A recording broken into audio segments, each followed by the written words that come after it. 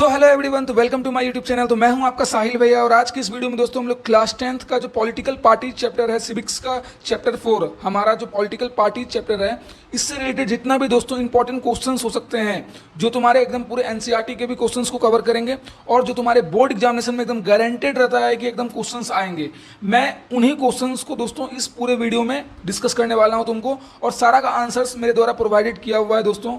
मैं ऑलरेडी भी अपने पुराने लेक्चर में सारे का आंसर्स के साथ साथ लाइन बाय लाइन पूरा एक्सप्लेनेशन करके रखा हूं। अगर तुमको लाइन बाय लाइन आंसर्स के एक्सप्लेनेशन चाहिए और वन शॉट वीडियो देखना है तो तुम प्लेलिस्ट चेकआउट कर सकते हो, तुमको लिंक डिस्क्रिप्शन में मिल जाएगा, ठीक है, कोई दिक्कत का बात नहीं है।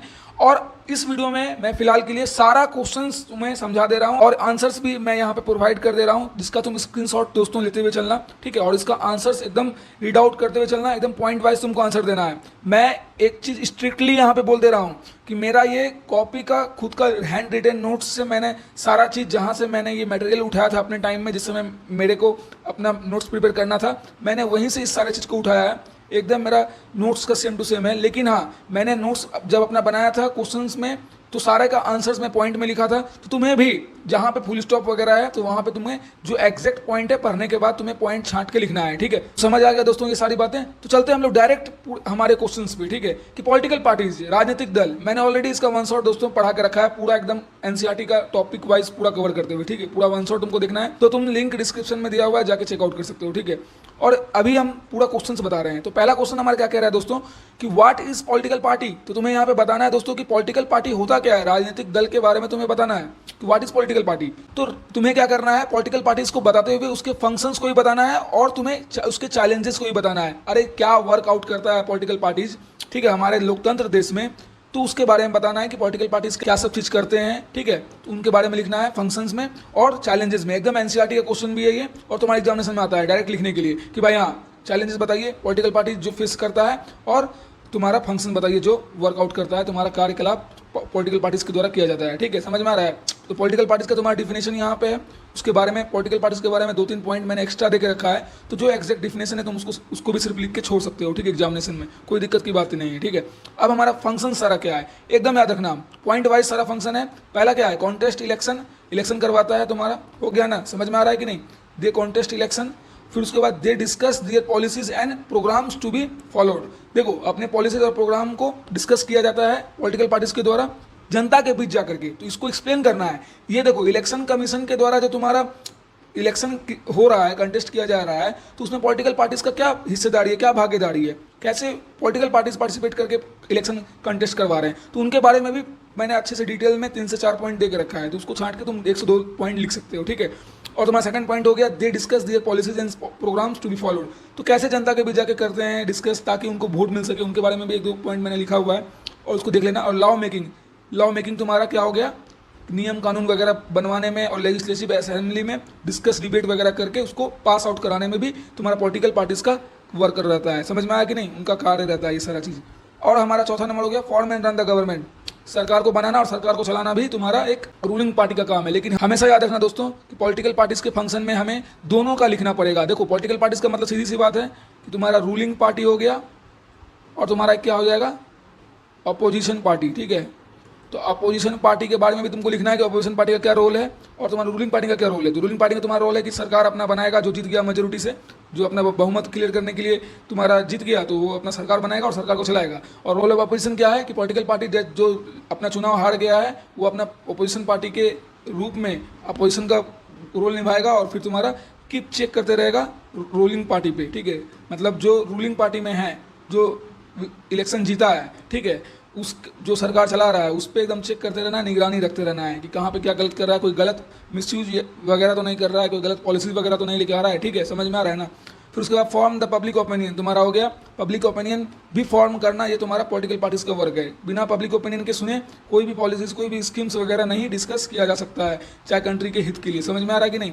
और 7वां पॉइंट तुम्हारा an important link between the government and the public, ये भी तुम्हारा एक बहुत बड़ा इंपॉर्टेंट वर्क है। तो फंक्शन है कि भाई हाँ, बनाए रखना है लिंक, जनता और सरकार के बीच का जो लिंक है ये टूटना नहीं चाहिए। समझ में आ रहा है ना। ये बहुत ज़्यादा इंपॉर्टेंट रहता है कि गवर्नमेंट और जनता के बीच का जो लिंक है, जो तुम्हारा पसंदीदा नेता होता है ना, लोकप्रियता जिसको कहते हैं, ठीक है, तुम जिसको लोकप्रिय ज़्यादा मानते हो तो उसको तुम वोट देते हो, तो दैट इज द तुम्हारा interlinked connection between the government and the public. समझ में आ रहा है कि नहीं? अब हमारा चैलेंजेस क्या है? चैलेंज देखो दोस्तों, ये जो पहला क्वेश्चन था इसमें 3 क्वेश्चंस मैंने साथ में लिया है। व्हाट इज पॉलिटिकल पार्टीज, इसका तुम्हारा डिफिनेशन देना है, उसके साथ 2-3 पॉइंट मैंने एक्स्ट्रा दे दिया है, जो अच्छा लगे तुम छांट के लिख सकते हो। और तुम्हारा फंक्शंस फिर लिखना है, what are the functions of political parties, तुम्हारा दूसरा क्वेश्चन हो गया। और तीसरा क्वेश्चन तुम्हारा हो गया, what are the challenges faced by political parties, या फिर तुम लिख सकते हो what are the challenges for the political parties. समझ में आ रहा है कि नहीं? चैलेंजेस तुम्हारा हो गया लैक ऑफ इंटरनल डेमोक्रेसी। ठीक है, सारा चीज दोस्तों वन शॉट में एकदम समझाए हुए हैं। ठीक है, अगर देखना है तो वन शॉट भी जाकर देख सकते हो, या फिर तुम ओल्ड लेक्चर मेरा है अवेलेबल एकदम स्टार्टिंग के टाइम में, मैंने यूट्यूब की जर्नी में अपना पॉलिटिकल पार्टी चैप्टर ही मैंने सेकेंड लेक्चर मेरा जब स्टार्ट हुआ था नेशनलिज्म के बाद, तो यही मैंने पढ़ाया था। तो तुम वहाँ पे जाकर देख सकते हो, मैंने लाइन बाय लाइन यही सेम टू सेम सारे आंसर्स को उस टाइम भी मैंने बताया था। ठीक है, समझ में आ रहा है कि नहीं? एकदम लाइन बाय लाइन समझा के रखा है, तुम जाकर देख सकते हो, समझ सकते हो। ठीक है, कम टाइम में मैं हर चीज़ यहाँ पे सिर्फ अभी ओवरव्यू तुम्हें हर क्वेश्चंस का दिए जा रहा हूँ। ठीक है, तो चैलेंजेस क्या है? लैक ऑफ इंटरनल डेमोक्रेसी तुम्हारा है, दूसरा तुम्हारा डायनेस्टिक सक्सेशन हो गया। ठीक है, मनी एंड मसल्स पावर तुम्हारा उपयोग होता है, तो दीज आर द चैलेंजेस। ठीक है, और meaningful choice to the voters, ये जो है क्लियर नहीं है। समझ में आ रहा है कि नहीं? There is no clearance in the meaningful choice to the voter. समझ में आ रहा है कि नहीं? तो तुम शॉर्ट करके खुद भी लिख सकते हो। ठीक है, इसलिए मैंने हर चीज प्रोवाइड करके रखा है। ठीक है, अब हमारा क्वेश्चन नंबर 2 क्या आता है, एकदम जल्दी जल्दी कवर करते हुए चलते हैं। ठीक है, what do you mean by the lack of internal democracy. अभी तुरंत लैक ऑफ इंटरनल डेमोक्रेसी के बारे में दोस्तों यहाँ पे लिखा हुआ है, लेकिन 2 ही पॉइंट है, लेकिन लैक ऑफ इंटरनल डेमोक्रेसी से रिलेटेड तुमको एकदम अच्छे से लिखने आ सकता है। तुम आप बोलोगे भैया आप इतना इतना बड़ा बड़ा आंसर लिख के छोड़ दिए हैं, इतना इतना बड़ा बड़ा आंसर दे दिए, तो भाई देखो ये बड़ा बड़ा आंसर नहीं है, तुमको लिटरली करें बड़ा बड़ा आंसर नहीं है, तुम इसको 1080p में करो। और इसमें देखो पॉइंट्स बहुत ज़्यादा मैंने प्रोवाइड करके रखा है। ठीक है, जो इंपॉर्टेंट पॉइंट्स है उसको तुम छांटो और उसको तुम लिखो। समझना चाहते हो एक एक लाइन बाय लाइन, तो तुम मेरा पुराना वीडियो देख सकते हो। ठीक है, कोई दिक्कत नहीं है, मैंने समझा कर रखा है। ऐसा नहीं बोलना कि भैया आपने समझाया ही नहीं है। ठीक है, सिर्फ आंसर प्रोवाइड कर दिया, पुराना वीडियो में जाके देख सकते हो, आंसर एकदम तुम्हारा लाइन बाय लाइन समझाया हुआ है। तो लैक ऑफ इंटरनल डेमोक्रेसी क्या है भाई? तुम्हारा हो गया डायनेस्टिक सक्सेशन और लैक ऑफ इंटरनल डेमोक्रेसी, इस दोनों के बारे में तुम्हें पॉलिटिकल सिस्टम में क्या रूल कर रहा है। ठीक है, लैक ऑफ इंटरनल डेमोक्रेसी क्या है? चैलेंजेस है। डायनेस्टिक सक्सेशन क्या है? तुम्हारा चैलेंजेस है। तो इनडायरेक्टली तुमको पूछा है चैलेंजेस ही। ठीक है, यहाँ पे यही हुआ कि मेंशन कर दिया चैलेंजेस को, अब फिर कह रहा है इसको एक्सप्लेन करने के लिए। ठीक है, अब सेकंड क्वेश्चन इसी में एक और है कि what is meant by offering a meaningful choice of political party to the voter. ये भी तुम्हारा क्या है? मतलब देखो चैलेंजेस तुमको डायरेक्ट लिखने के लिए नहीं देगा। ठीक है, क्वेश्चन घुमा कर दे दिया कि आप लैक ऑफ इंटरनल डेमोक्रेसी के बारे में क्या जानते हैं, फिर तुम डायनेस्टिक सक्सेशन के बारे में क्या जानते हैं, और फिर तुम ये भी लिखो कि meaningful choice of political party to the voter, इसके बारे में क्या जानते हैं। ठीक है, तो तीनों के बारे में दोस्तों अभी तुरंत हम लोगों ने शॉर्ट में भी देखा था, तुम डायरेक्ट इसको भी लिख सकते हो। ठीक है, ये जो चैलेंजेस हैं इसी को डायरेक्ट तुम यहाँ के जो शॉर्ट पॉइंट्स हैं तुम इसको भी लिख सकते हो आंसर में। अगर तुमको उसको नहीं लिखना है तो बड़ा में मैंने अच्छे से पूरा एक्सप्लेन करते हुए लिख के रखा है 7 से 8 पॉइंट। ठीक है, हर के बारे में तुम वहाँ से चेकआउट कर सकते हो और तुम देख सकते हो। देखो सबके बारे में मैंने देख रखा है। डायनेस्टिक सक्सेशन तुम्हारा हो गया, और फिर यहाँ से तुम्हारा lack of internal democracy start हो के जाता है। ठीक है, लैक ऑफ इंटरनल डेमोक्रेसी तुम्हारा हो गया, डायनेस्टिक सक्सेशन हो गया तुम्हारा, और फिर तुम्हारा इधर मीनिंगफुल चॉइस हो गया। ठीक है, meaningful choice to the voter. अब देखो हमारा क्वेश्चन नंबर 3 आता है, बहुत ज़्यादा इंपॉर्टेंट क्वेश्चन है, एकदम सीबीएसई का क्वेश्चन है दोस्तों, सीबीएसई का क्वेश्चन है। ठीक है, देखो एक चीज याद रखना, आता है सिंगल पार्टी सिस्टम और डुअल पार्टी। ठीक है, डुअल या फिर तुम सब कहो तो 2 पार्टी सिस्टम। ठीक है, समझ में आ रहा है कि नहीं? 2 पार्टी सिस्टम या फिर डुअल पार्टी सिस्टम, और सिंगल पार्टी सिस्टम या फिर 1 पार्टी सिस्टम। ठीक है, सिंगल या फिर 1, और तुम्हारा मल्टी पार्टी सिस्टम। इस तीनों के बारे में एकदम डिटेल्ड वन शॉट में मैंने समझा के रखा है, तो वहाँ पे देख सकते हो। इजी पॉइंट मैंने वहाँ पे देख रखा है, और यहाँ पे एकदम पूरा एक्सप्लेन करते हुए मैंने देख रखा है कि मल्टी पार्टी सिस्टम कैसे इंपॉर्टेंट रोल प्ले कर रहा है तुम्हारे पॉलिटिकल पार्टीज के लिए। ठीक है, समझ में आ रहा है कि नहीं? और एग्जाम्पल भी मैंने देख रखा है। देखो नेशनल डेमोक्रेटिक अलायंस जो तुम्हारा है वो गवर्नमेंट चला चुकी है 2 बार, 1999 से 2004 तक, और तुम्हारा प्रेजेंट डेट 2018। मतलब ये तुम्हारा पुराना एनसीईआरटी का डाटा लेकर के रिटर्न किया हुआ था, तो मैंने इसी को मेंशन किया था, और एनसीईआरटी में भी यही लिखा हुआ है। ठीक है, एग्जांपल्स में। लेकिन तुम अभी रिसेंट का भी तुम ले सकते हो, लेकिन अभी रिसेंट में क्या हुआ है कि कोई गठबंधन का ऐसा कोई मल्टी पार्टी सिस्टम मिल करके तुम्हारा नेशनल लेवल पे, मतलब लोकसभा के दर्जे पे कोई ऐसा गठबंधन सरकार नहीं हुआ। इधर तो 15 साल से मोटा मोटी अभी देख ही रहे हो, पूरा बहुमत से तुम्हारा बीजेपी का सरकार ही चल रहा है। ठीक है, मल्टी पार्टी सिस्टम उतना कुछ है नहीं। इस बार गठबंधन में आया भी है तो 2-4 पार्टी 5 पार्टी मेजर पार्टी आया है। ठीक है, बीजेपी के साथ, तो इस बार का तुम दे सकते हो।